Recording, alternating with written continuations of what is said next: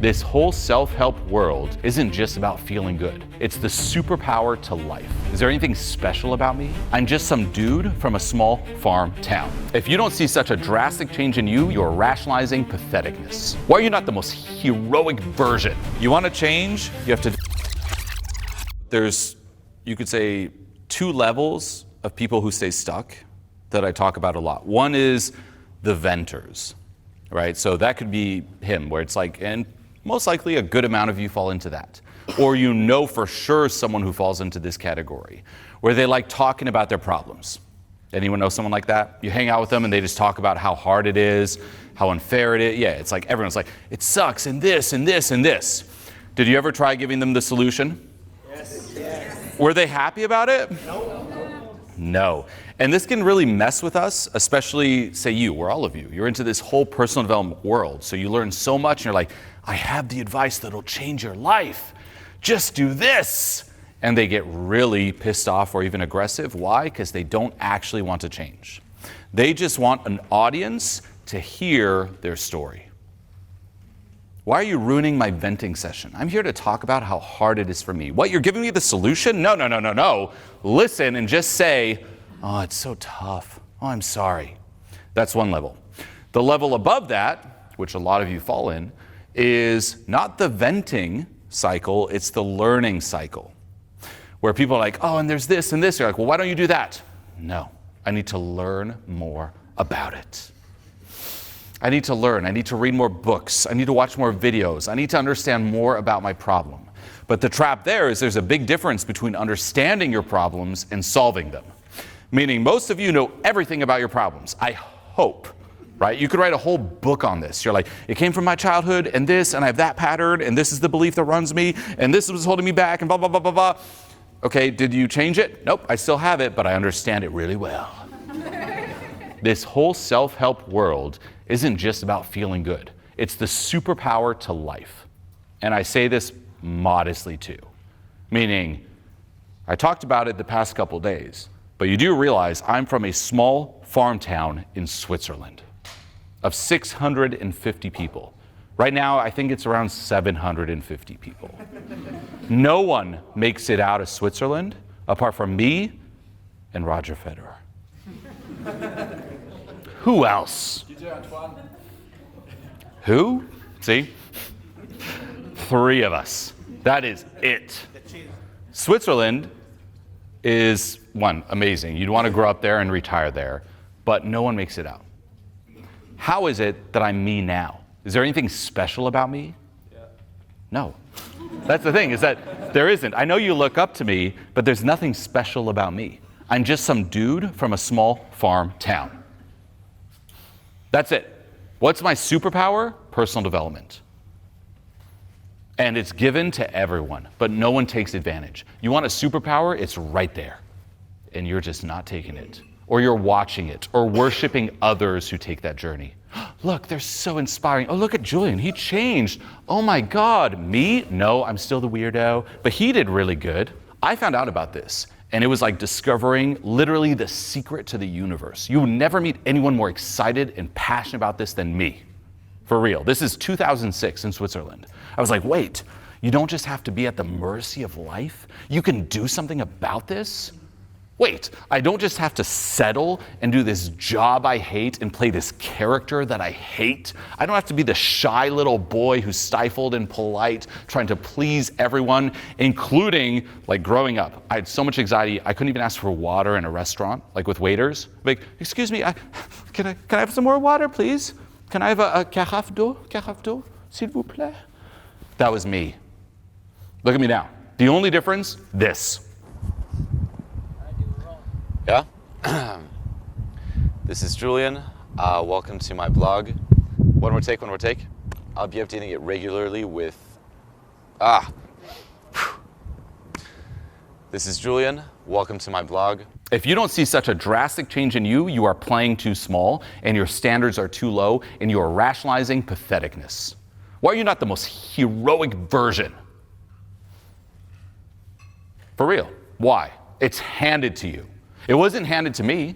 2006, there wasn't so much advice. There weren't all these YouTube videos or social media or ebooks or whatnot. There was nothing. There were a few courses, a few forums, and that was it. You have so much more, but you decided to turn it into entertainment as opposed to self-development. Hey, let's look at the next video. Is there any new epiphanies? Anything I haven't heard here yet? Oh, that's a new concept. Oh, mind blown. And you chase these mind blown moments versus all out. Right now you are bombarded with way too much. And it makes you doubt yourself, it makes you doubt your purpose, it makes you doubt everything. My advice, it's not easy to do, limit the amount of input and stop watching content on social media. I mean it. Cut off social media content. Why? It's not made for you. It's made for the algorithm, not you. For real. And I try to package as much realness as possible, but at the same time, I don't have the biggest brand of all time. If I Jay Shetty'd it, I would. If I just read other people's quotes and dumbed it down and algorithmed it up, yeah, it'd be way bigger, but it wouldn't change anyone. And that's what most people do. They're not talking to you, they're talking to what gets more views. Hey, if this piece of advice that doesn't help someone as much suddenly gets millions of views, would you not double down on that, get more millions of views? Oh, but it's not as good as this. And that's the thing. It's optimized for flash, not change. Change is the boring stuff, the fundamental stuff, the stuff that people don't want to hear, the stuff that, just like you were saying, it's like, oh, just let me vent, just let me learn more. No. It's too challenging, it's too confronting. Hey, your feed doesn't want to confront you, it doesn't want to challenge you, it wants to confirm what you think and make you feel good, make you feel understood, and that is it. So I would limit it. Like, I don't trust any social media content, for real. I'll still go through it in calculated times. If I find someone I resonate with, I will find their off-platform content, because I do not want the algorithm getting in the way. Hey, if I released my courses, say my mentoring on social media, it would get almost no views. Yet it's the thing that changes the most people's lives. Why? Because there's no flash, it's how to do the work. And here's the other thing, if I put it out for free, most people would skim through it, very few people would take it seriously, and almost none would get results. So I would limit that. I'd also be aware of how it conditions us in terms of FOMO, right? The example I give is, let's just say right now, all of you think of your favorite food, or one of your favorite dishes, right? Let's just say I can have it appear in front of you right now. What do you want to eat right now? You ready? I'm a genie. Someone say a salad? Oh. Well, let's just say, boom, now it's in front of you. But let's just say you had to eat this dish in a room where there's a 360-degree screen showing the most professional, like succulent pictures of every other food imaginable, but not what you're eating. Would that enhance your experience or make it worse? Make it worse. Make it worse. Even though you love it, you're eating that, and so you're like, well, I wouldn't mind some of that too. Oh, that looks really good. Oh, that looks good too. That's social media. Here's me, here's my purpose. They're doing that over there. That seems pretty cool. Oh, should I be doing that instead? I don't know about this. And people stay stuck. So I would limit it for sure. Then in terms of what drove me is that I honestly think it has to do, on one level, I've been thinking about this a lot, with imagination, which is currently at a young age with my two daughters, the thing I try to install the most in them. It's like dream, like follow that imagination. All the logical skills and intellectual stuff can come later. But if you don't have imagination to begin with, not good. And it's not just fun imagination like the nighttime story stuff I was saying yesterday, but imagining yourself. Can you visualize yourself, for example, if it's congruent and authentic to you, say up here on stage just crushing it? I could as a kid. I wanted to be a rock star as a kid. I played guitar, classical from the age of 8, 12 started composing, and that's all I wanted to do. That's why I moved to Los Angeles when I was 21, to do music. Am I doing it now? No. What I'm doing now is even better. It's the same thing. Right now, this is the concert. Guess what? The videos you see online, those are the songs, the recorded songs. What is the creativity? It's the different angles in coaching to see what clicks with people. So it's not just everything that I loved about music, but now it gets to actually change people's lives at the same time. That's what I always wanted. And I would rather die than fail. For real. Like when I moved to LA, here's the thing, like I'll take you a little bit into my story, but again, I grew up small town, super shy, not popular, had a couple friends, and could not speak up. It was terrible. I had imagination, I could compose. Through music, I could express myself. Even in school, especially like I did my first live show in 7th grade, 7e, which was not that good. And then later on in Switzerland, it's called Gymnase. I would do once a year, there was like this live show where all the kids from school could perform. And I'd go up there and I would play the craziest shows, and I'd play the guitar behind my head. I'd jump down and like slide on my knees. There was one show when I did that, the guitar like unplugged, and I was like, and it just kept going. And my French teacher, I remember him because he knew me from class as the shy loser. He didn't say that to me, but he thought it. And he talked to me the next day. He's like, what was that? Like, his mind was blown. He's like, you? That what I saw last night? Just couldn't make sense. But that was it. That was the only area I could truly be me. Everywhere else, all the limitations, the blind spots, the insecurities would get triggered. And I was like, I need to follow that. There is no other way, and I would rather die trying. It's the only way. Because otherwise, not to get too dark, but what are you even doing? Think about it. Kid you saw you now is like, what are you doing? You're like, well, I got to pay the bills. Why? Is it worth it? I'd personally rather kill myself. But that's just me. I'm extreme. I'm dark. I'm not saying cut out of context. He's telling everyone to kill themselves. No! I'm telling you all to wake up. And that it is possible. It's actually the most motivating thing ever. People are like, it's better than nothing. Why are they saying that? Because they're like, it's as good as it gets for you. It's true. Hey, it's not that bad. It's as good as it gets. Other people can. You know, those are the exceptions to the rule. What? And here's the other thing. We place people on such a high pedestal, which is why everyone cares so much about what other people think. If you knew the truth about people, you'd realize how low the bar is. People who make it are not the exception. It's not rare. It's not difficult. It's just aligning yourself with the reality and realizing everyone is a fucking battery in the matrix.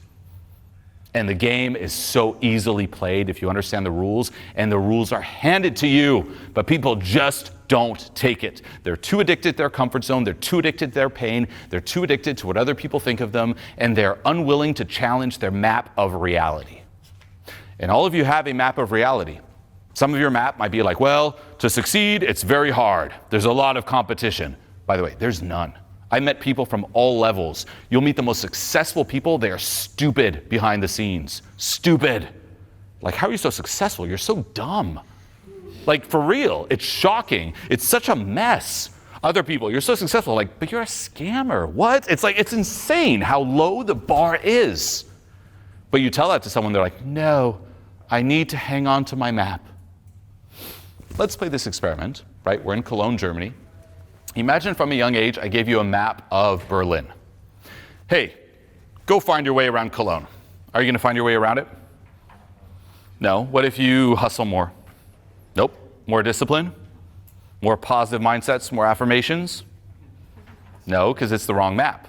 But say you've spent your whole life trying to make this map work, and suddenly someone comes up to you and says, hey, that's the wrong map. That's Berlin, not Cologne. How are you going to feel about that advice? Are you going to be like, oh, thanks, and drop it? No, because it means everything you know, everything you've been trying to do, and all the time, energy, mental investment was wrong.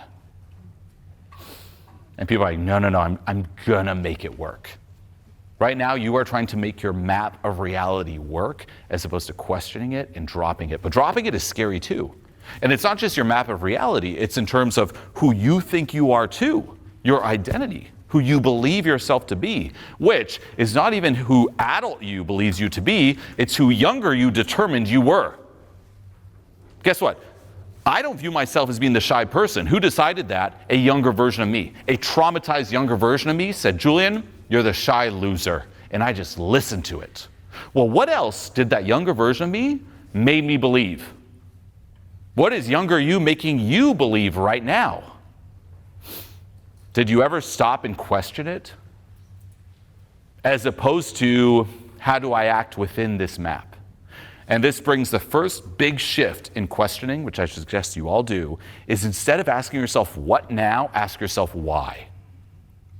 Most likely all of you, I'm anxious, I have some insecurities, I'm holding back, I'm a bit stifled. What now? What do I do? Whoa, there's this event, this Julien guy, the No Anxiety Tour, great. What now? As opposed to why? Why are you like this? Where did this come from? Because if you say what now, you assume it is true and you build on it. You don't deconstruct it. You reinforce it. I'm not good enough, what now? Let me chase some money, let me chase some fame, let me chase some validation, some approval. As opposed to, wait, why am I assuming that foundation of me not being good enough? Yes? If I'm not those roles, if we are not those roles, what is a human at a core to you? What is a human at a core? Like, I don't know. think about authenticity. Mm-hmm. If I'm not my thoughts, my feelings, my pain, if I'm not the roles that I've learned to play, Yes. then what am I? Why do you need to define yourself? What are you afraid? Like, here's the thing. It's like, why do you need to know? Why can't you be it all? And if you need to know, it's usually to confirm you're not this. What are you afraid to be? Well, there's an epiphany. Right? Like, hey, I can be loud, I can be quiet. I can be this, I can be that. I can be it all. Now, sure, we'll all have preferences, but instead of being so worried about who we are, where we fit in, what about focusing more on playing the game of life while staying true to yourself? How do you know what's authentic? Relief. Because another variation of this question, by the way, I love the question, is what is authentic? Well, if you think about it long enough, none of us know. I don't know what's authentic. You could argue that from the moment we're born, we're living in reaction. You're living in reaction to birth. So nothing is authentic. You can't mentally figure this out. You think about it long enough, you go into loops and loops and loops, and that's where overthinking takes over. I like boiling it down to your body will tell you. What's authentic? Follow internal relief. Not feeling good, but this makes sense. And then why do you need to define yourself as someone? I'm the shy one, I'm the confident one. I don't define myself as the confident one. I don't want to be confident or boxed into being confident. I want to be it all. I want to taste all the flavors. I want to be shy at times, and I want to be confident. And I don't want to make it mean anything about me or my worth. So that's what I'm saying. When I bring people up on stage and I even say, do the scream as loud as you can, that doesn't mean scream as loud as you can all the time. If any of you are friends of mine and you called me, I'm not going to answer the phone talking the way I'm even talking now, right? Like, it's not like, this is Julien, and I am answering my phone. Oh, yeah, so, like, no. But if I wanted to, I easily could. Do you get it? So it's one of those where if you think of your instrument as a human, can you be all that is you, or is there blockage? I can be quiet. I can be loud. I can be in the middle. Versus, no, I can only be this part. Anything above, anything below. No, no, no, no, no. The same in life. Here's where I can play big. Here's where I can play small. No, no, not more than that for me. What? Now, for me, back to my story, like I said, super shy, super anxious, and the whole first part of my journey from 2006 to 2014, which is 8 years, was fighting that inner resistance, fighting that stifled energy. It's the energy you feel when I say, are you ready to all scream as loud as you can? We're going to go one by one through the crowd. Do you feel it? Good. Oh boy, you felt it? We heard it. You feel it? Yes or no? Are you saying yes to please us? You're like, that's definitely as loud as I go. You don't have to do louder. I'm just saying, do you feel it? You could do way more. Do you believe me? Or do you think that's as good as you could do? I think I can do better. Good. Yes, you definitely can. And here's the other thing. When I say that's pathetic, Any of you not like when I say that? But here's the thing. It is. I hope if you saw me, like I joked about in the past, say licking the floor, or say I just shat in my hand and I was about to eat my shit, I hope you would stop me. Wouldn't you? Or would you be like, that's as good as he can do? And here's the other thing, which on the flip side of what we talked about before, say with your brother, it's like, hold people to a higher standard. If you're saying that's good and pathetic is mean, it means you view him as a little baby who can't do much more than that. If you truly saw greatness in someone, you would tell them, you can do so much more. And it's not pathetic to put him down. It's pathetic to inspire him to rise up. Why are you placating everyone? It's okay, that's great. You don't need to be more than you are. You're such a good boy, that's it, no more. Find your place in the world just being that, under that ceiling, versus more. And that's a big shift too, which back to your question, in the self-help world, is back in the day, people would have no fear around calling others out and holding them to that standard. Nowadays, everyone is way too scared because it's not about rising up, it's about pleasing. And you'll see coaches do the same thing. I'm not here to challenge you, I'm here to comfort you. I don't want to confront you, I want to comfort you. And maybe the more I comfort you, the more you're going to rise up. Now, it's always a mix of, yes, challenge and comfort. But go too far on one side, not good. If I go too far on the challenging side, it's toxic too. It'll destroy him. If I'm like, pathetic, loser, more, and that's it, it's going to mess him up. If I just do, it's also going to mess him up. It's a dance. But anything that's nuanced, do we get it? No, because we've gotten dumber. That's the sad truth. So, like, fortunately for me, like, if I started self-help right now, I'd probably be comforted too. Any coach that I go to now would be like, Julien, it's okay to be anxious. Not everyone has to be confident. You're confident in your own way. You don't need to, but I dream of so much more for myself. I want to be the main character. Julien, not everyone has to be the main character. Where does that insecurity come from, where you want to be the main character? It's compensating. Someone has to be a background character to other people's main character. What? It's horrible. But that force you feel with expression is a part of him saying, only this amount of volume. Same with success. As you saw with her, only this amount of success, not more. Why not more? Yeah. You said we should hold other people to a higher standard, right? At the same time, you're also saying that you can't help really other people that just want to stay in their shit. Bingo. Yep. So how do you deal with those people in your environment? What do you think, what kind of influence do they have when you keep these people around? I do keep them around, but I don't invest my energy in the wrong area. It's a bad investment. So if you're trying to invest someone into moving up higher and they are not willing, it's a lose-lose. So it's what I was telling her, is show the person the way, but if they're not willing to, I don't help people who are not willing to be helped.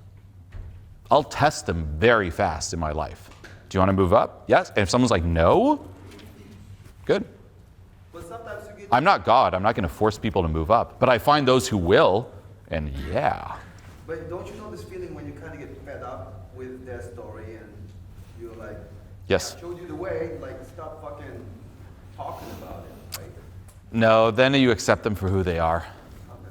Oh, you are just playing this role of I mean, I get it. I know what you're saying. I get it. It's my younger years that would eat me up inside. I would hate it. And fortunately, I haven't let go of all of it, but a good amount, because it's gotten way worse. People just love playing this role, obsessing over their problems. They become their problems. If they overcome their problems, then who are they? So there's I am this. Again, their problem became their purpose. But then it's just a bad investment of time. It's a lose. They'll never change, and all that energy you are pouring into them, you could have poured into someone else who is willing to change, and then it would be a full win-win. So no, but I do still surround myself with those people. I never want to be in an echo chamber. I surround myself with successful people and broke people, positive people, negative people, healthy people, toxic people. I want it all. That doesn't mean I'm going to listen and take action on everything they all say, but I like hearing all the different perspectives, right? It's like a counsel. You want a counsel of different perspectives. If everyone you talk to and everyone you know is just agreeing with you or think and feel the same thing as you, dangerous, very dangerous. But if they're not willing to change, it doesn't mean that they're also inferior. They're still human. But it means don't invest energy into the wrong thing. That's a terrible investment. Instead, and that's what I do, is I screen, as you all should. You've heard me talk about with people pleasing. You want to screen to see who resonates with you or not. Right now, all of you, you're here because I screened for you. Have you shown everyone in your life my videos? Do they all love it and love me? Yes or no? No. No. Well, someone's like, well, yes. Then you're in an echo chamber. No, I'm kidding. No, most likely no. Some of you are like, oh, fuck this guy. Oh, like they just don't resonate. That is good. Do you have people in your life who feel the same about you? Good. More of that. Lean into your flavor as a human and scare people away. Not in a toxic way where you're like, well, fuck you, but in a, here's me. They're like, too much, not enough, I hate it.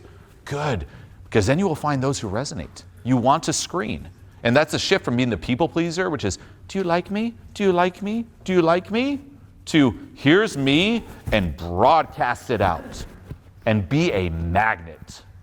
So, right now in this crowd, as an example, we pushed away, like I pushed away, a lot of people who, for example, like the epiphanies, but not more than that. Because why would they show up in person? That's a big leap, by the way. Old me would never show up in person. If I did, I'd be hiding in the back with a cap on. And as soon as the person on stage would be like, I'm going to bring some people up, out. That would screen me away. For real. So you can see very fast, and like I said with that venting example, like people you know in your life are like, oh, and this, and you have the solution, give it to them and see how they react. They're like, oh, then you're like, now I know. And then more of that.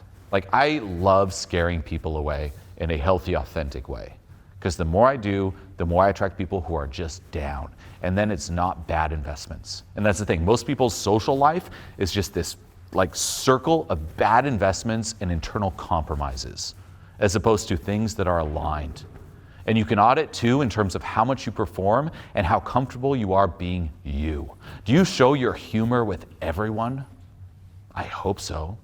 Do you share your opinions with everyone? Can you feel just as comfortable being you around your closest friends as by yourself home alone? Or is there a big shift? Do you leave the door and it's like, put on my mask, in character. Hey, how y'all doing? Again, I'd rather die than live that life. And you don't have to live that life. No one's making you live that life. Is there a price to pay? Yeah, there's always a price to pay. The price to pay is you'll scare some people away. The price to pay is you'll get rejected. That's it. That's such a cheap price for being authentic. Yet most people are not willing to pay it.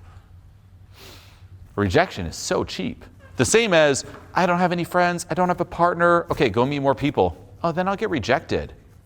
That's so cheap. Kidding me? You can meet the love of your life and pay 100 rejections. I don't want to pay those 100 rejections. That's discounted. Go pay them. It's just rejection. It doesn't change you. It doesn't diminish you. What people think of you doesn't say anything about you. People not resonating with you doesn't say anything about you. Again, do you like everyone you talk to, everyone you meet? I hope not. I hope there are some people you don't like. I hope there are some people you don't resonate with. Well, hey, why can they not feel the same about you? More focus on you. Not in a selfish way, not in a me above others way, but like I value my experience, not in a toxic way. Like I said, nothing to do with others above all else. Meaning if I'm going to come up here on stage, I value the experience right now of this, of me, being me, regardless of what you think. If half of you left and ran out, that would be fine. I would rather that than me going up like this. So everyone, we're going to write down some affirmations. And literally talk like a politician. Do you all like self-love? Anyone not like self-love? Change. Is anyone against change? Compassion. We need to be more compassionate as humans. Is anyone against that? Whoa, 100% approval. Understanding. Should we all be more understanding? No. Oh, wow, that one went too far. Right? But it's like easy to get behind. It's these general just improvement, change, Obama, etc. It's like, ugh, screw that. Stop being a politician in your own life. Here's the true test of self-improvement, personal development, is how is your life outside of this? That's the test. You want to see how well you're doing at this? How's your life outside of this? And what I see now is for most people, it has become their life. Every day, scroll, learn, YouTube, Julien, more Julien videos. Okay, take all that away. How's your life outside? Is it self-improvement then? Or has that become your new Netflix? People act like their life is so great and they have so much to risk. You don't. You have nothing to risk. Just your pain, just your inner hell. Just a lifestyle that's not aligned to you. Now, no one else saw that. And I'd look around me and I'd be shocked. I'd see friends, even like in the few friends I had, just so miserable. By the way, some still miserable. The guy I used to do music with, one of my closest friends, his life's just miserable too. He lived for his dad's approval. So when I went to LA, I said, hey, come with me to LA. What did he say? My dad would never approve. I'm like, oh, well, peace. And he stayed in university and he changed majors like 4 times. He stayed in university for 10 plus years, never got a degree. And now he's working at his dad's restaurant and that's his life. I laugh at it, I feel bad for him, but I'm like, makes sense. But the same there, it's like, that was his future, the safe route. Is it safe? What if being like the safe route is not safe? And it's something I was talking about with a client recently too. I have a client I love, very smart. I think I talked about him, right? One of the top hackers. And he was saying it's like people make this weird association with intensity and risk, where we think that the more intense the fear, the riskier it is. But is that true? What if what feels more chill is actually riskier? At a most simplified example, take any of you who smoke. Is it more chill to smoke or more chill to feel your emotions? To smoke. Is it riskier? Yeah. What about here? Playing to win, playing big, all the anxiety, all the attachment to the comfort zone. It must be risky because I feel so intensely, right? No. So he was talking about that too in terms of mindset and investments. People make these crazy investments because they think the intensity, the fear, equals the level of risk. But it has nothing to do with that. Sometimes what feels the most comfortable is the riskiest thing you could possibly do, and what feels the scariest is the safest thing you could do. So again, I'm taking you a bit into my own psychology. That doesn't mean be like me, to be clear, but learn from me.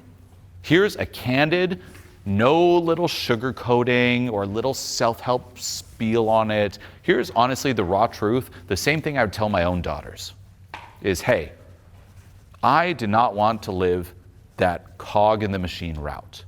Now, to be clear, there's also nothing wrong with that if it's authentic. And here's the thing with purpose. We think that purpose is following this crazy dream. No, I have friends who their purpose is being an accountant, and they love it. They get turned on by opening an Excel sheet. Well, now AI is going to do it, but at the time, opening an Excel sheet and going through numbers and just doing that, and they loved it. You'd see their eyes like talking about numbers. Great. You'll see people, their eyes light up doing something where for you, you're like, never. So it's not the thing, it's how you feel about the thing. I'm a weird person where my thing is this, but it might not be you, and that's okay too. The only reason we think our purpose is creative is because who are the people who talk about purpose? Do you think the accountant's going to make a video about purpose? It's creative people. So there's this bias and this conditioning where we all think that our purpose must be this super creative thing because the only people who talk about purpose are creative people. No, your purpose could be the most mundane thing ever. Your purpose could be counting rocks Great. Doesn't matter, it's how you feel about it. You get turned on about counting rocks, count rocks till you die. I mean it. It's find your thing. But if you're not doing your thing, why do you like this? And the key is no one can really give an answer. They might say it's better than the opposite. And then it's when did you stop dreaming and imagining? Back to what I said before. And it doesn't mean you're going to accomplish your dream like that. And here's the thing, there's always more. There's never an accomplishing of your dream. But it means why not live life on your terms? And the same back to say self-worth, it's, well, we're all good enough, we're all worthy, but we're all still here till we die. So say right now I were to sprinkle self-worth pixie dust on all of you, and you all realize you're good enough. Ready? Boom! I'm good enough. Well, hey, you're still alive. Do you want to? Should we all just sit in this seminar room till we die? Yes. Let's spend the next 60 years just sitting here in our good enoughness. A lot more time to go. No, then you'll live life authentically. And that too, how much are you doing for you, for the experience, versus for the accomplishment and the self-worth? And when did that start? And then it goes back to your childhood, right?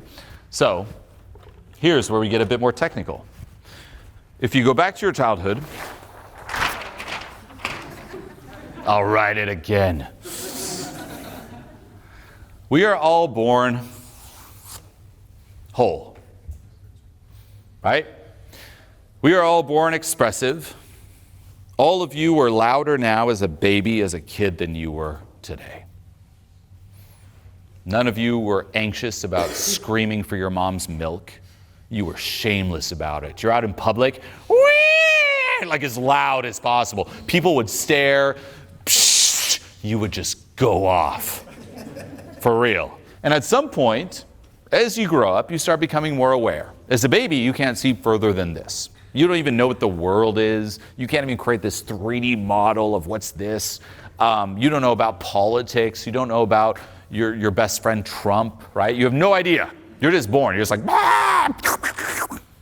But eventually you do. And I saw it in both my daughters. The first time, I mean, I like thinking I saw the first time, but one of the first times I saw embarrassment kick in. And it broke my heart. But it shows you the process of conditioning. Where the eldest one, this is, we were at my grandmother's, so her great-grandmother's, and she was dancing around and slipped and fell. And suddenly you saw the face go like, and look around the table and ping off everyone sitting there. What are they all thinking? Scary, huh? Before that, you don't care, and suddenly you're like, whoa, what are they thinking? And because you're a child and you have a limited perspective, and not just that, but you depend on these people to survive. That's the scary part too, is that you're born, but you can't survive on your own. Can a 3-year-old kid survive on their own? No. So in a way, they're a prisoner and a slave to whoever's raising them. So we're all born in a prison. Now, that's just the dynamic. Guess what? My wife and I, we're the prison guards. Our kids are the prisoners. What if they don't want to go to bed one night? Who's the boss? Yeah. Now, there could be toxic prison guards. Don't be that. But that's actually the dynamic. All of us, myself included, we were born in a prison. And I hope your prison was not toxic, but it's still a prison because you cannot survive on your own, so you're still dependent. But you're not just dependent, your perspective is limited. So you might interpret things very different than reality, right? For myself, my mom tells this story, but I mean, I can try to remember it even just from a feeling perspective. There was a restaurant I was in as a kid, and I remember saying super loud. I don't remember. She told me. I said super loud, Mom, is this dead cow? Pointing to meat. Super loud in the whole restaurant. And she was like, shh. Now, let's just say, shh, shh, shh, shh. Is that her trying to be mean or hurt me? No, it could also be her dealing with the, oh, don't stare, shh. But what if, as a kid, I see that as, shh, I don't like it, and I don't love you when you're loud. Is that true? Not necessarily, but I might believe that. Now, guess what? What if my mom doesn't love me? Well, then it means she could kick me out, right? What happens if she kicks me out? I die. So it's no longer a be loud or not be loud. It's there's something inside of me, self-expression, being loud, that is currently threatening my survival. Well, let's get rid of this part of me. This is dangerous. I'm born with a defect, everybody, and that defect is being a little too loud. So we all create this split where there is the acceptable you and the non-acceptable you. And right now, being loud is part of the non-acceptable me. Then I grow up and I go to school in my small farm town, and there was a girl I had a crush on. And people found out. Her name was Stephanie. And was it fun? Did people react well? Were they happy for me? No. It was like, I was like 8 years old, and people started saying, Julien and Stephanie sitting in a tree. Oh my gosh, everyone's laughing at me. I'm the center of the talk. What if she finds out and she rejects me? Then I might be ostracized from the classroom. Now, as a kid, your world is the classroom. You don't think about countries. You don't think about moving. You don't think about the entirety of the world. You're just like, this is it. If I don't fit in the classroom, if I'm the reject of the classroom, I'm the reject of the world. And you feel like you are being canceled worldwide. But there's something you can do about it. What if you take the part of you that shows interest in someone and I don't like her. I don't like anyone. I don't I'm just this blank piece of meat. And you disown it. Because right now, the part of you that authentically is interested in someone is threatening your survival. You stuff it down. So recreate this split with everything. Right now, all of you have this split. There's not a single human alive who doesn't have this split. And the more time passes, the more it compounds. And guess what? Later on, when I started working on myself, especially my social skills, and I wanted to get in a relationship, do you want to know what my goal was? Do you want to know what my strategy was? It was, how can I get someone into me and let them know that I like them without them knowing that I like them? That was it. Because to let them know that I like them means embodying this again. So I would look up all these tips and tricks. It's like, here's this story you can tell that'll kind of leave some little crumbs, and maybe they'll see that you like them, but you're never explicitly saying, I like you, because otherwise you might die. Hey, how can I be charismatic without being loud? We have all these things. And this also depends on your environment and your experience and your perspective, meaning you could also grow up in this, you could say, external situation or family dynamic where being creative is valued and being logical is shamed, right? Hey, you don't want to be some robot. Be creative. And say you're logical, well, you're going to put logical here. What about the opposite? Being creative is childish. Grow up. Being creative is here. The same with emotions. What are you happy about? Don't you see what we're all going through here? Suffer with us. Well, I better fit in. I can't live on my own. What if they kick me out? Okay, happiness. Threatening my survival. Or the opposite. Why are you so sad? Put a smile on that face. Okay, sadness goes here. We all form this split. And then, this is why you don't feel good enough. Because you're not being all that is you. This is why you don't feel safe within your body, why you can't relax within, because you're not being all that is you. This is why you have anxiety, because you are afraid that people will see through the acceptable and see all the things you labeled as unacceptable. Doesn't mean they are, it means a younger version, a traumatized version too, labeled as that. The same with traumatic experiences, experiences that threaten who you are. Me acknowledging this experience destroys me, so I'm going to shove this experience in, it never happened, it's not me, unacceptable, in your shadow. Well, hey, no wonder you don't feel good enough. And then what's the strategy we all then take action on? trying to compensate for this. Maybe if I make the acceptable side bigger and bigger, it'll make up for it. So let me throw some success at it. Let me throw some money at it, some approval, some lifestyle, a lot of Instagram followers. Am I good enough yet? But it never works, and that's why you always need more, because it doesn't matter how much you're compensating, you're still compensating. Instead, it's about dissolving this split and being all that is you. That's it.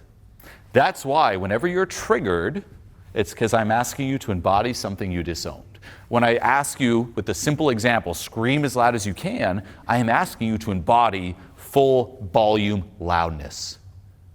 And so many of us, it threatened us in the past, or so we believed, so we disowned it. And the same survival instinct that got triggered when you disowned it as a child gets triggered now. And that's why it's crazy, because logically as an adult, you know, well, I'm not going to die if I scream as loud as I can. Just a scream. But there's a younger you inside saying, no, no, no. There was a point in our life where this could kill us. And that's why I keep saying it's a bluff. Yes?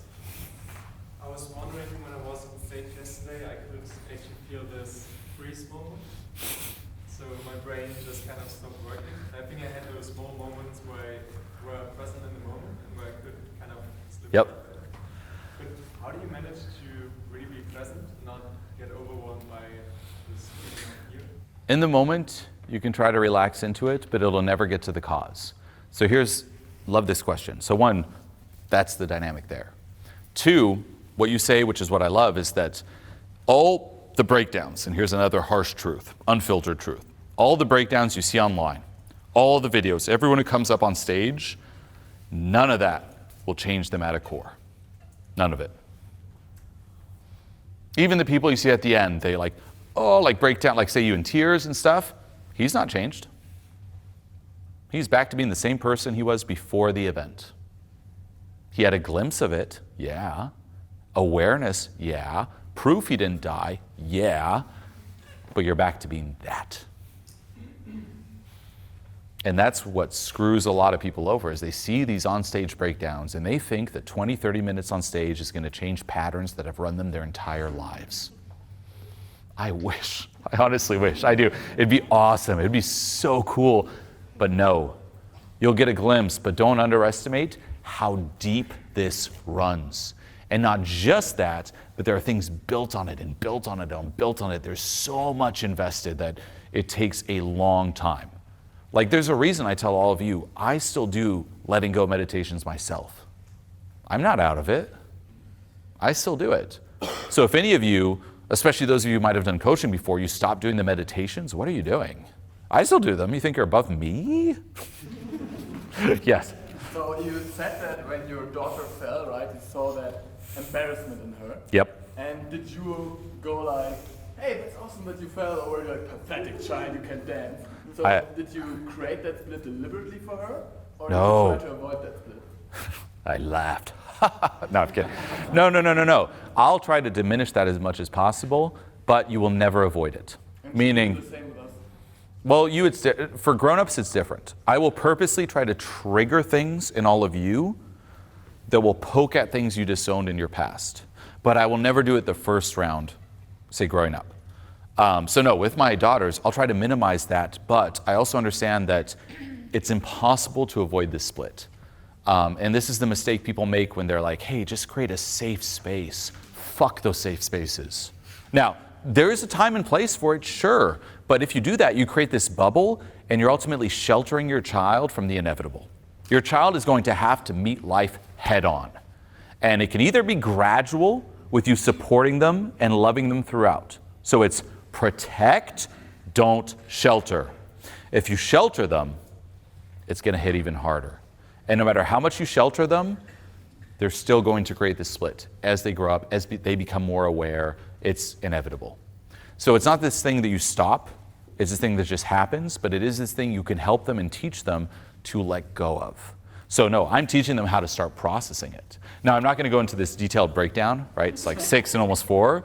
But one is, let's just say when they're feeling really, like when they get triggered or have a tantrum, I'm not going to be like, shh, like the same with on the plane. It's, I'm here with you.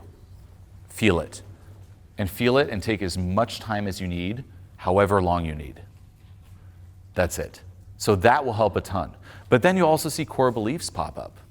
You'll see all these situations, like even at school, right? Like one of my daughters came back, she's like, there was this boy and he kept telling me to be quiet whenever I'd talk. Now, with that, one is, that's going to condition some stuff in her, for sure.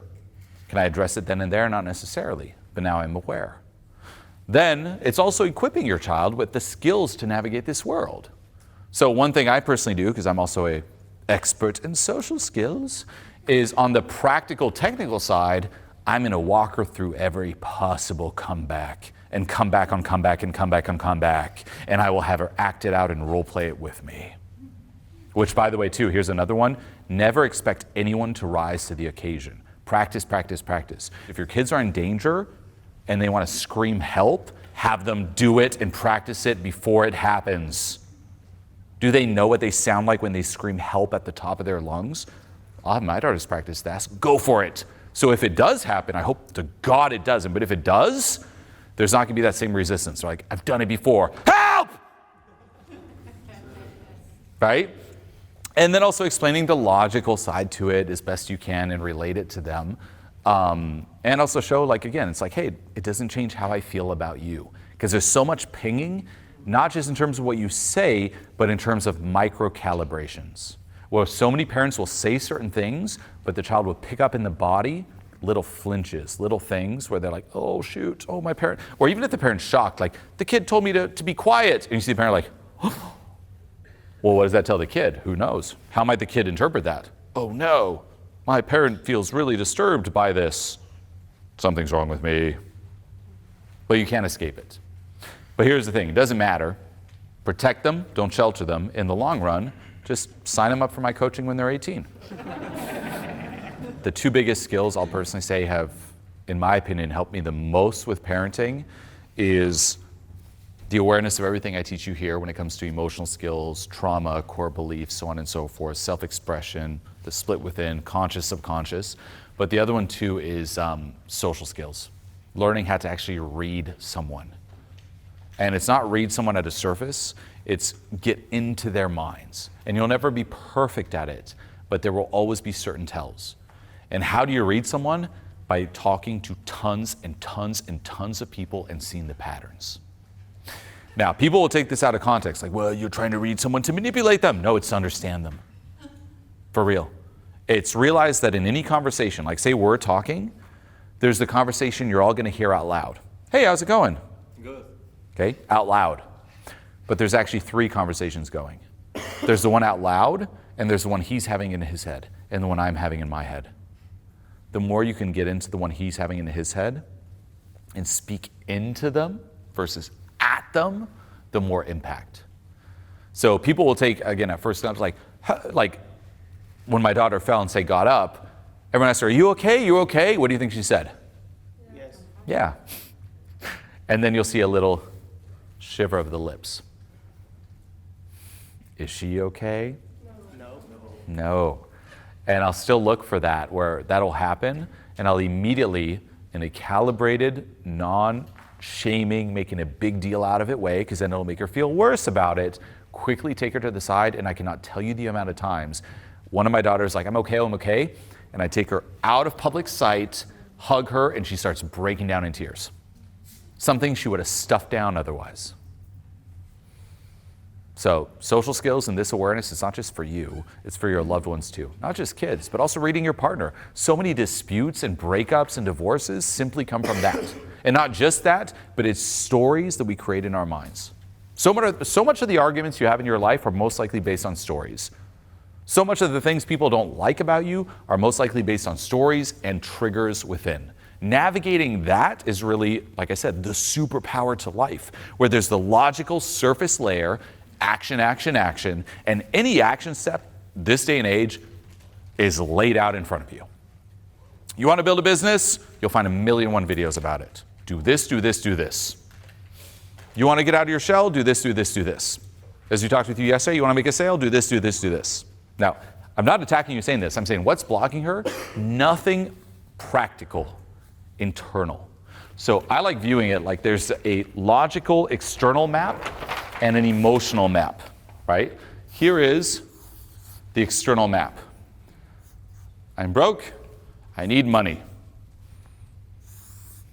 Step 1, step 2, step 3, step 4, step 5. Simple. A monkey could do it. But underneath this, there's an emotional map. And then this emotional map, trauma, core beliefs, insecurities, there are all these walls. So when you try to go from here to here, bang, hit a wall. But it's straight. What's happening? Insecurity. Who are you to ask for money? Money is evil. You're selfish. You're trying to take. Next one.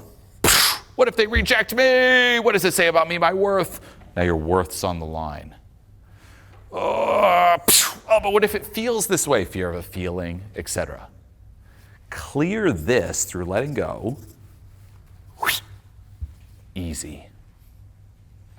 And we get so myopic on the surface, and we think we miss more how-to, when in reality, you need to clear these emotional blocks. Some people, unfortunately, will let pain drag them down, and they would rather hang on and double down on their ego than let go. Do you want to know how I know this? Because that was almost me. No? Do you know my story in this? No. Well, 12 years ago, I was the most hated man in the world. I heard that phrase, yes. It wasn't from me, it was from Time magazine. And I had to go on CNN and clear things up. Did you all know this? Yes. Someone's like, no, where am I? Oh my God, run for the door! We have the man at the center of this controversy, Julien Blanc, with us here on New Day. I see some comments from various people here about a fella called Julien Blanc. Julien Blanc, that's his name. Julien Blanc. Julien Blanc. Julien Blanc. Julien Blanc. Julien Blanc. Julien Blanc. Julien Blanc. You all know who Julien Blanc is? Yes, you do. We talked a lot about my early Swiss shy days. And like I said, I got into personal development, and at first it was around building my own confidence, and more specifically, getting into a relationship and getting validation from women. And I went not the self-improvement healthy route, I went the ego enhancement route. So to this. And I was good at it. Did it get to the cause of my issues? No. Did I still have self-sabotage? Big time. But I got really good at fighting against myself. So when you feel like, for all of you, that stifled force, I'd be like, come on, loser, and I'd push myself through. Now here's the thing. I was an expert at self-sabotage. Another model that I share with clients is, here's you, right? Here's me, all shy, and I'm in this invisible prison. You all think you have free will, do you? You have free will within your comfort zone. Let's try this. Everyone look up at the ceiling. Can you do it? Yep. Everyone scream as loud as you can. Different.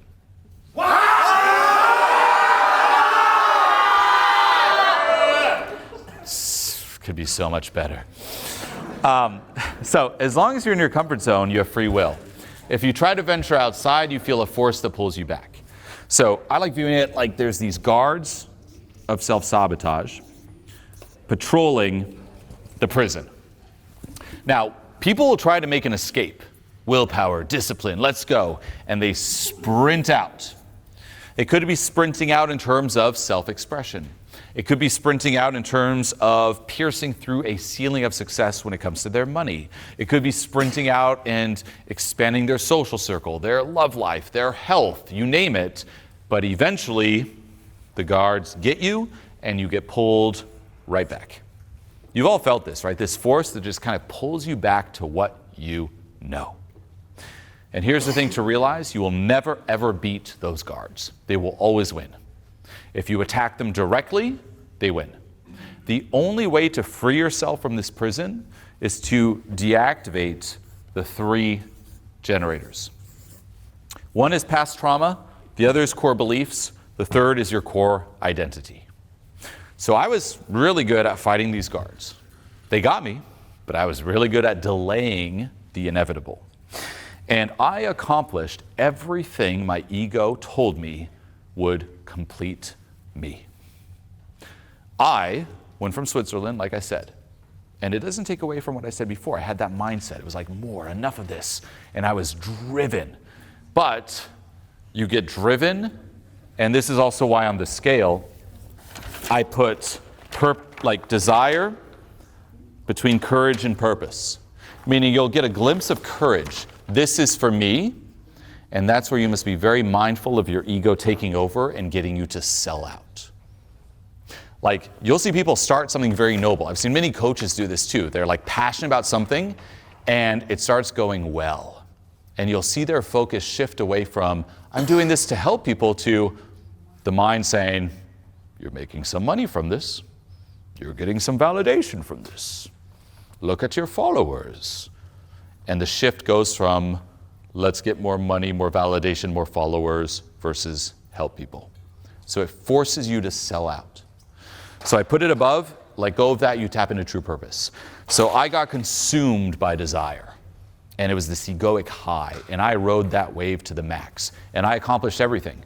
I got the travel, I got the money, I got the lifestyle, I got the relationships, I got the brand, I got the approval, I got it all. And you want to know how I felt? Worse. Why? It was easier to feel shitty when you're broke and unsuccessful than when you are. Why? Because you can cry yourself to sleep with your excuses.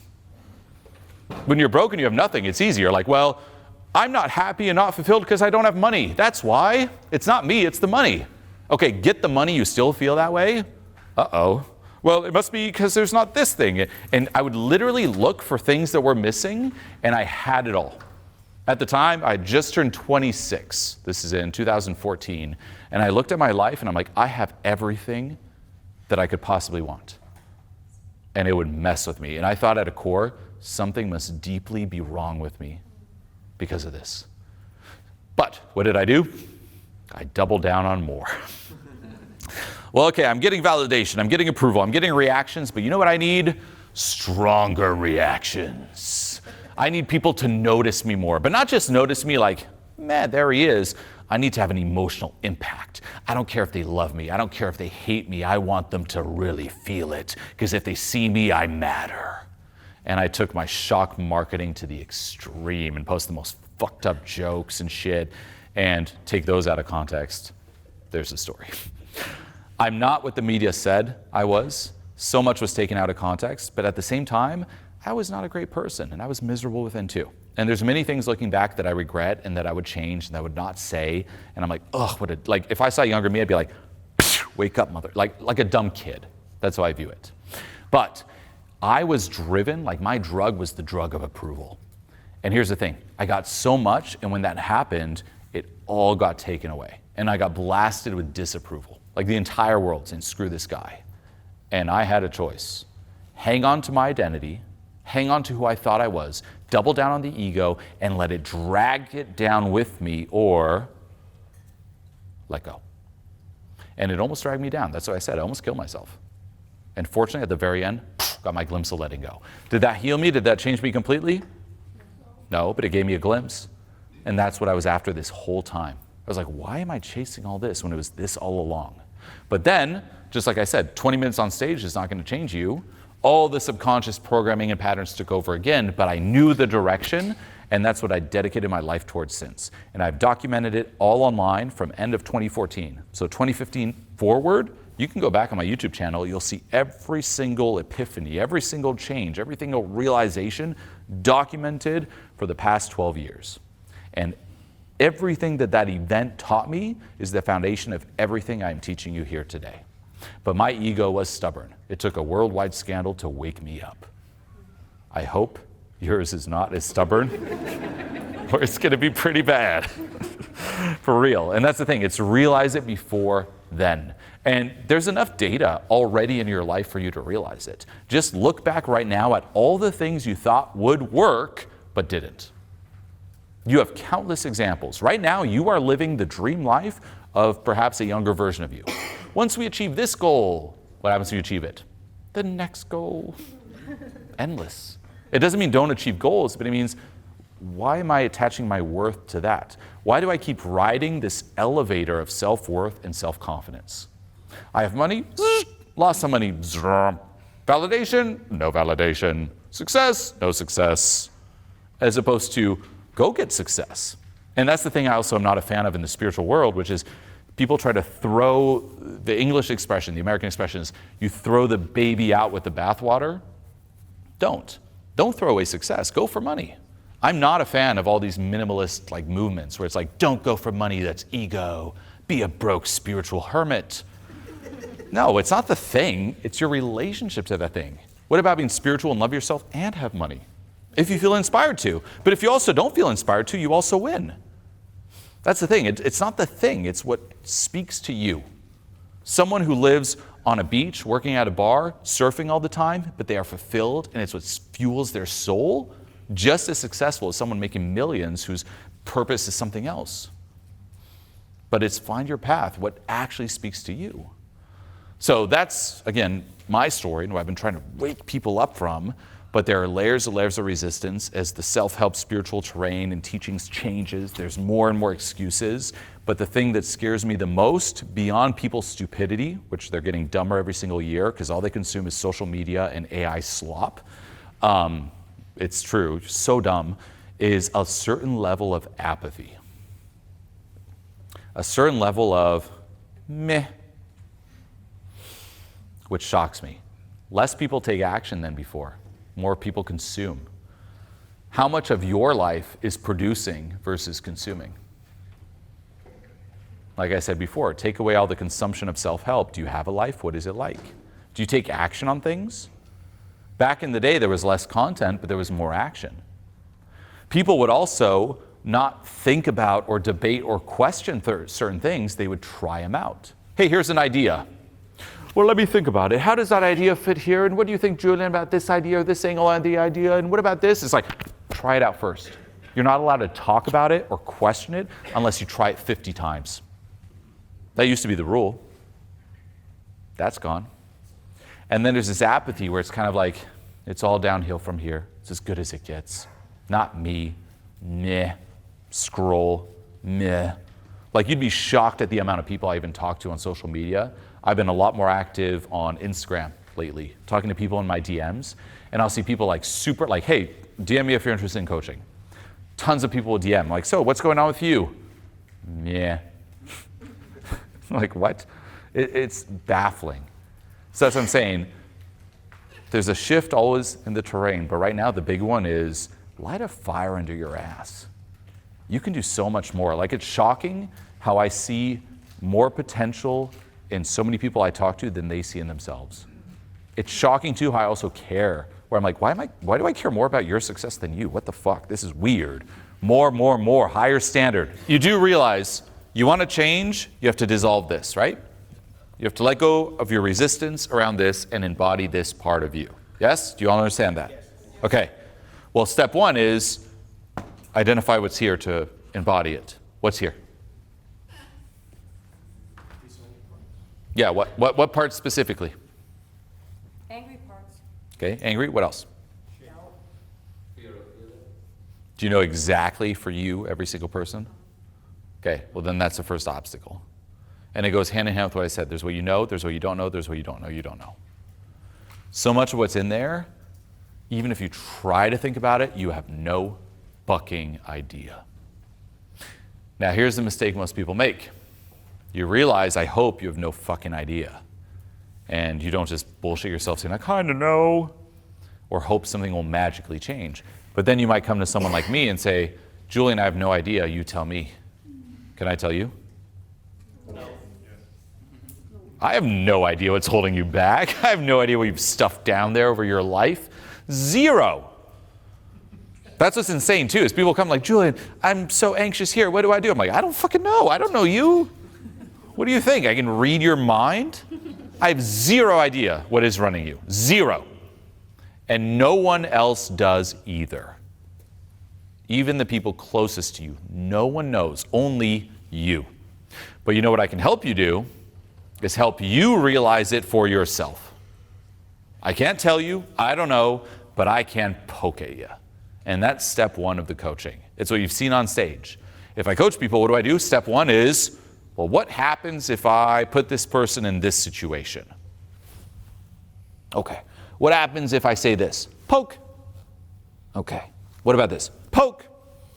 Okay. Poke, poke, poke. Combo. Okay. Based on what comes up, because it's different for everyone, then it gives me the data. That's it. But I have no idea. Now, how am I going to poke? A few things. These are what I call the 4 different methods of introspection. And there's even more built on this, but it's simplified. Start with this. Number 1,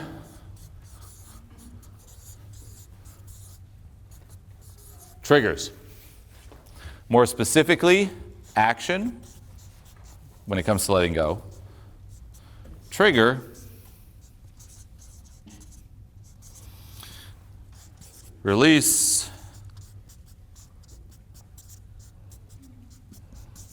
repeat. So, triggers. That's where a lot of the more exercise things come into play on stage. Scream as loud as you can. What am I doing? I'm pushing you right into a trigger. What gets triggered here? Say this, do this, try to checkmate your ego. All those things on the more visceral side, triggers. Oh, what if I'm this person in your life? What would you say to me? Trigger. Now, if you think of triggers, let's just say this is your conscious mind, this is your subconscious mind, what you're aware of, what you're not aware of. Back to that split. Everything you've disowned is down here, under layers and layers and layers of resistance. That's why you try to think of, what do I don't know? I don't know. I don't know. When you're triggered, it's when something that you disown starts shooting up. And this thing, it's easier to catch it here than way down there. So whenever something triggers you, and more specifically the audit to know if you're triggered or not, is my response proportionate to reality or not? Right? That's why you feel like logically scream as loud as you can. Well, I could do it, but whoa, then I'm not reacting off the environment. It has nothing to do with what's out here. It's something inside. The same as you might have experienced. Someone says something and you just blow up. It's not what they said. It poked at something inside of you that shot something up, right? So whenever you're triggered, this is the big challenge. 1 is catch it. 2, don't act on it or you reinforce it. And 3, don't get so focused on who or what triggered you. Look inside. People will loop. That person, they said this, they did this, da-da-da-da-da. Okay, but look inside. Don't focus on the messenger. Look at the gold, the message within. So a lot will be around triggers. The other one is when. Hey, when was the first time you felt this? When did this start? Oh, you can't express yourself? Okay, when did that start? You were born able to scream. At what point? What event? Can you remember? And try to go far back in time as you can, because so much is a ripple effect. Now, is it possible that you don't remember the first time? Of course. You could argue that the first time you even experienced trauma was birth. Do any of you remember that? Coming out of your mother, it's like, there's the light. Here I am. None of you remember that, but maybe that was traumatic. As we said before, as a child, you have a limited perspective. Do you learn by thinking first? Feeling. So all of this is just meant to go deeper. So when you ask yourself when, it just allows you to access deeper feeling, deeper layers of sensations. The third one is why. More specifically, following the trail of whys. And this allows you to access, you could say, to access folders versus files and zap a bunch of files at the same time. So let's just say we take a certain fear, right? Fear of expressing myself. I'm scared. Well, instead of what now, here's what you should do, power through, willpower, etc., ask yourself why. Well, I'm scared that if I express myself, I get rejected. The trail of whys is continue asking yourself why. Okay, why is that scary? Well, if I'm rejected, I could be alone. I'm alone. So you go from fear of self-expression to fear of rejection to fear of being alone. Well, if you just say that at the surface, let me let go of the fear of self-expression. Cool. But the deeper you go, the more powerful, because the fear of being alone could also affect many other surface fears. Right? So instead of going one by one by one by one, those are the files, look for the folder. Zap the fear of being alone, you let go of all this at once. So you'll want to combo these. Trigger, when, why, and last one, and forgive my handwriting, shadow, questions.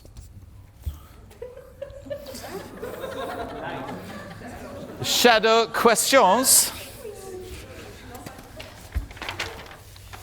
Just think, shadow, right? Peter Pan. Shadow? Questions. Shadow questions. Those are questions designed to bring up once more what you don't know you don't know. So shadow questions operate on the premise that everything in your life right now, a part of you loves it and wants it. Do you mean the benefit of it? A part of you loves it. Like, if you're in pain, a part of you loves being in pain. If you're anxious, a part of you loves being anxious. If you're miserable, you hate yourself, a part of you loves hating yourself. You're getting something out of it. There's a hidden payoff. Well, shadow questions is in a way playing the devil's advocate. It's speaking the language of shadow. So here are some examples. Why do you deserve to suffer? What's your reaction? I don't. That's the right answer. But does all of you believe that? Maybe there's a younger version of you inside who feels guilty about something, who feels like they need to be punished for something they did or didn't do or should have done. Maybe it makes no logical sense because that younger you was traumatized and had a very limited perspective as a kid, but still believes that. And unconsciously, it is still shaping your life and bringing suffering to your door for you to get what a part of you believes you deserve. It doesn't mean it's true, but it means a part of you believes it. Why is success not for you? Why are you not good enough? Of course you are. But again, ask that to you. And maybe a part of you is like, 'cause you're ugly. Like, well, that's weird. Don't judge it. Write it down. It's giving you your list of things to let go of. Do you get it? If you're procrastinating, why do you love procrastinating? Why is action dangerous or scary? That's procrastination, by the way. None of you are actually lazy. You know that, right? None. It's impossible. If you were truly lazy, you'd die. You're not lazy. You're not lazy when it comes to life. You could take the most nerdy people playing video games. Are they lazy? Playing 12 hours a day, 14 hours, 16 hours a day? They are more disciplined than all of you. But it's in a video game. So all of us have, you could say, passion and commitment. Perhaps you have passion and commitment when it comes to your problems and your struggles. You're not lazy when it comes to understanding your problems. You're perhaps lazy when it comes to solving them, but not understanding them. So it's not that you're lazy, it's that there's a certain block, or you can only be productive in one area, not the other. Unfortunately, what most people do is they believe they're lazy and they try to discipline themselves. Work ethic, it's like whipping themselves. Come on! Here's the model. Let's say this is you.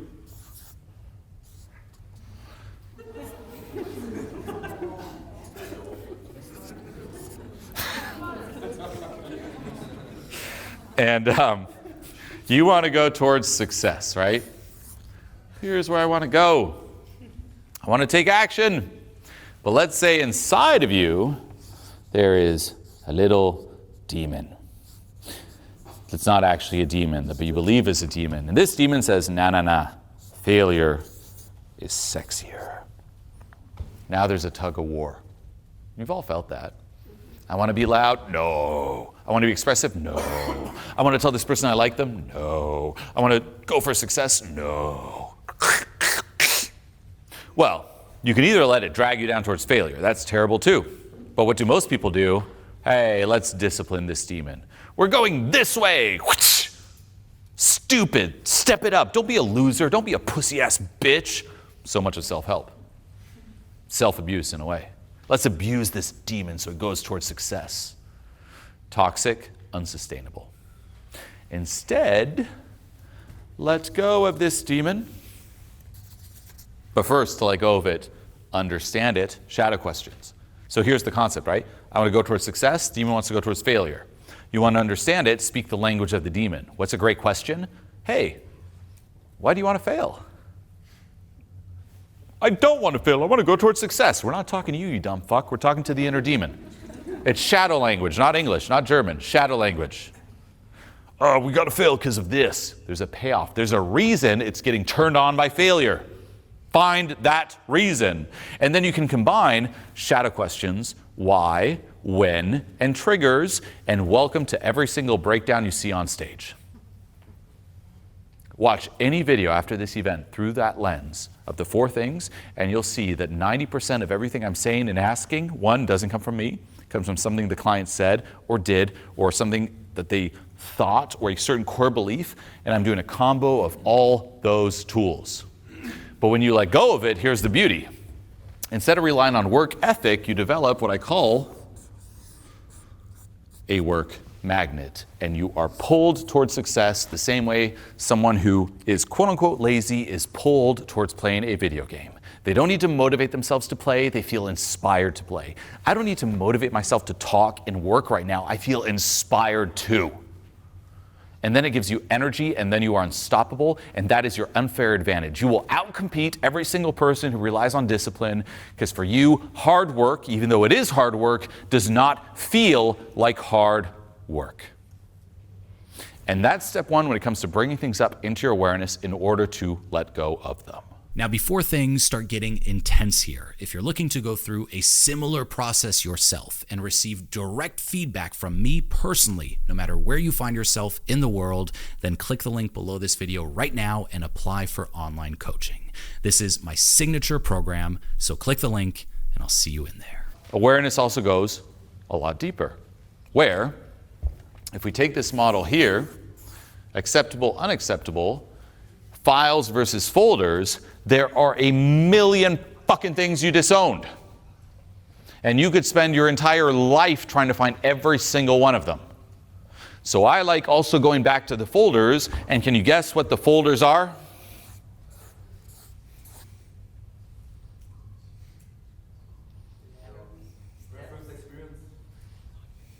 There are 8 different folders. These are the folders.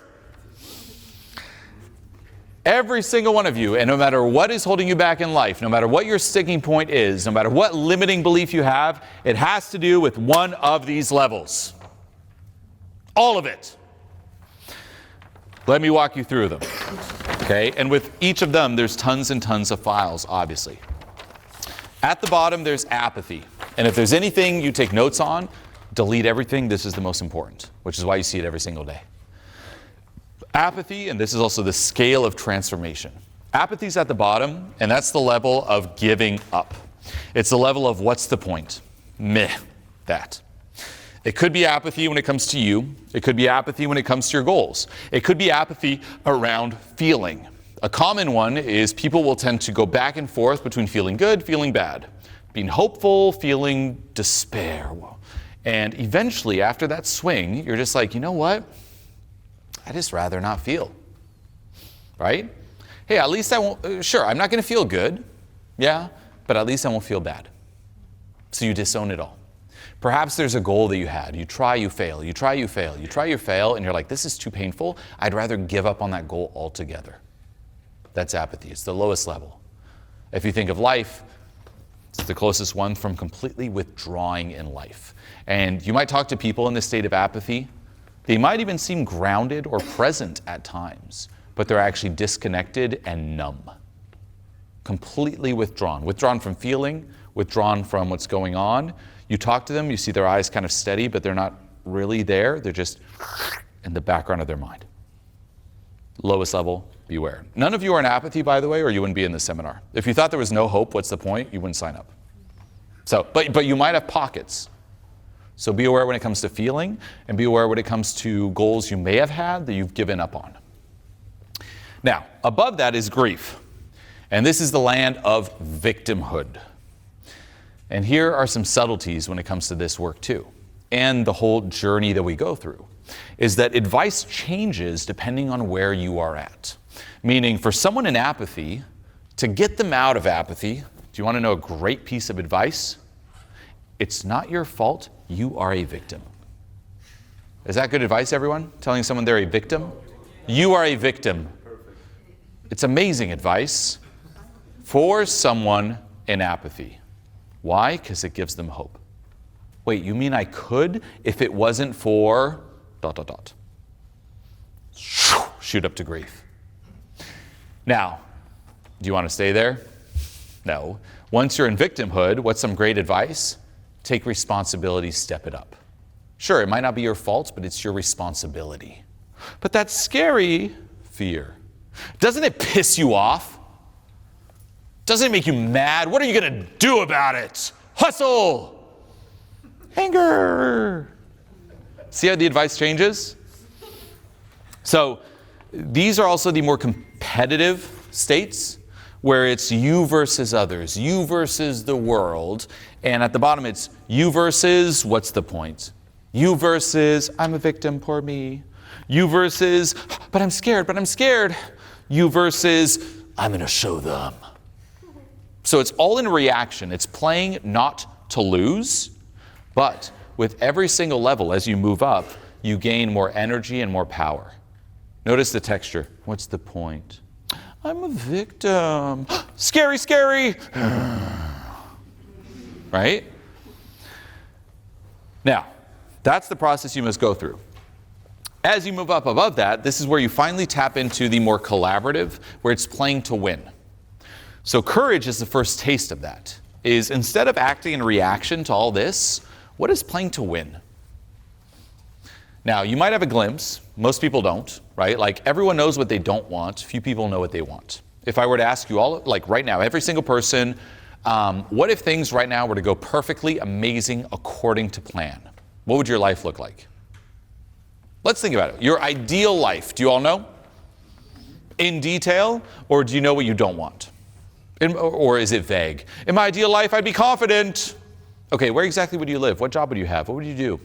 What would your friendship situation be like? What would your relationship situation be like? What would you talk about? How would you feel every single second of your day? Well, I don't know, I just would be confident. Then you have no fucking idea. Oh, in my ideal life, I would not be miserable. I don't want this, I don't want that, I don't want that. What do you want? No clear direction, shooting yourself in the foot. So here you get a general direction. But then what happens, as we talked about before, the ego takes over and gets you to sell out. Let go of that, you tap into true purpose, and then you tap into a level of love. That's the process. The advice changes depending on where you're at, and every single person has a default level. All of you find yourselves somewhere on this scale. If you don't know where you are, shot in the foot. Why? Because you don't know what advice applies for you. For some of you, the advice you need is step it up. For others, it's forgive. For some of you, it's be a victim. For some of you, it's not. How do you know which advice applies to you? Are you just consuming all advice? Risky. Risky-disky. Better know where you're at. Better know, too, not just in general, but in all areas of life where you find yourself. I've seen people who are in purpose, say when it comes to their work, and in grief when it comes to their relationships. Interesting, huh? Then the advice changes. Do you know when you watch videos online, courses online, even this seminar here, where the advice goes? You better have folders on your computer of all the levels and categorize the advice. And you better recognize the themes that life throws at you, because life will keep lifing and it'll throw all sorts of things at you between now and the day you die. The only question is, are you equipped to handle it?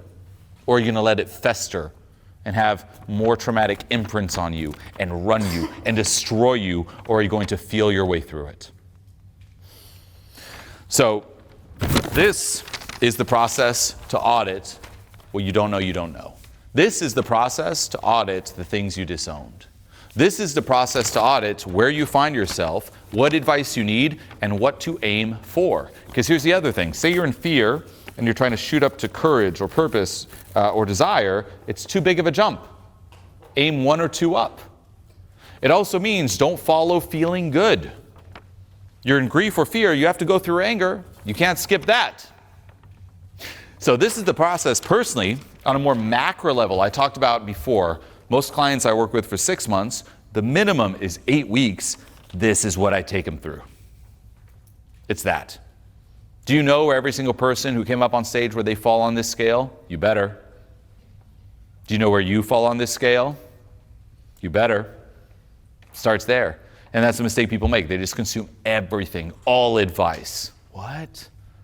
Waste of time. Do you know where you're going? No. And it's auditing your past too. What comes up around these different themes? So what I do, if you think of a macro level of coaching, instead of coming up on stage, I will poke at you for 8 weeks minimum. Week 1 is let's poke an apathy. What's going on? Poke, poke, poke, poke, poke. And trigger the shit out of you. Give you all these processes of introspection. And I personally have specific meditations that I do myself when it comes to each of these levels. So I talked about over the past few days what I personally do. I still do the meditations, but not any. I only do these 8. And my job, in the way I operate through life and the way I'm able to be this way, because I'm not different, I'm not special, is that I'm very good at recognizing the themes, not just in you. Selfishly, me, I'm good at recognizing themes I'm in, the themes life throws at me, and I have the tools, the mindset shifts, and the guided meditations to immediately put it on and let go of it so it doesn't become this other thing that just gets piled on. And here's the thing that people underestimate, especially when it comes to letting go, is that they think letting go is just taking a few deep breaths. You've all tried that. Does it work? Fuck no. No. No. Never underestimate the reservoirs you have built up within. Let's just say we take even anger. It's not new. You've been stuffing it down from a young age, and there's all this built up reservoir of anger. And maybe now, today, something happens that triggers you. But what is it? It's really just a little drop that overflowed. Take your little deep breaths. Try to process that drop. You'll never tap into this. The same with the quantity of letting go. People are like, if I let go all the time, every day, how long will it take? It's not about the quantity, it's about the quality. Guess what leads to the quality of letting go? The things we talked about before, the introspection, the trail of whys, the going deep, leaning into the triggers. When you're triggered is the best time to let go. And not just that, not just deep breaths, but doing, with all the different layers, certain specific surgically focused meditations that dive into that level. And if you've never done that, what are you doing? And how do you expect anything to change? It's insane. So that's one too, where you can learn more, you can live through other people's transformations, or you can get to the core of it. And the last thing I'll say is that getting to the core of it also means challenging your comfort zone in terms of this work. If you're someone who's more on the action side, you need to go more on the letting go side. If you're more on the thinking side, you need to go more on the feeling side. And the excuse you will probably have is that is fucking cringe. And that's what's keeping you stuck. Go into the cringe. Back to my story. From 2006, 2014, I hated meditation. I never did meditation. I thought it was an escape. I thought it was, you could say, an excuse lazy, scared people hung on to feel better about not taking action.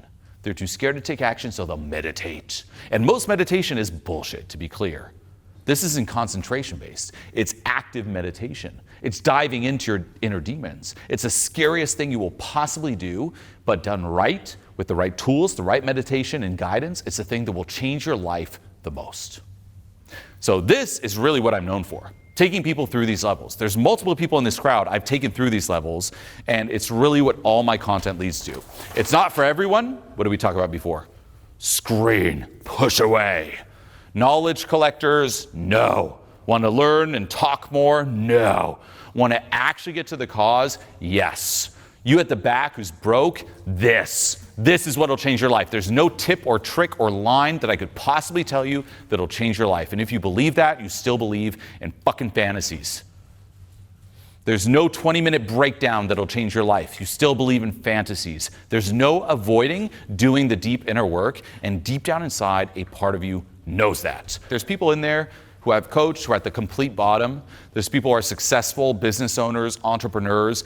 Everyone has a pattern. That's the thing. Everyone is stuck somewhere. None of you are here if you don't have something that's holding you back. If so, and there's nothing holding you back and you're here, you are stupid and you are wasting your time. And if you're blind of the pattern, then that's the pattern. Everyone has some. For real. We tend to think the classic ones, like I'm a little anxious, I'm kind of in victimhood, but you will be shocked at how the most successful people are fucked inside. It's rare, close to impossible, to find someone who is well-rounded. For real. Most successful people, guess what? Sure, they have money. Sure, they have success. Their relationships suck. They're total cucks. Or it's like no love, platonic. They're hooked on stress. They lead to burnout. They hate themselves. They're relying on willpower and discipline. There's limiting patterns. They're making things harder than they need be because there's a certain amount of significance in that. They can't let it land. They can't slow down. They feel like relaxing is failure, and it's poisoning them. Everyone has a pattern. Now again, there's an infinite amount, but you know where they all fall? On those 8 levels. Now what you just watched here is just a small piece of a larger system and process. So what you want to do now is click this video here to see exactly what I'm talking about and how it all fits together.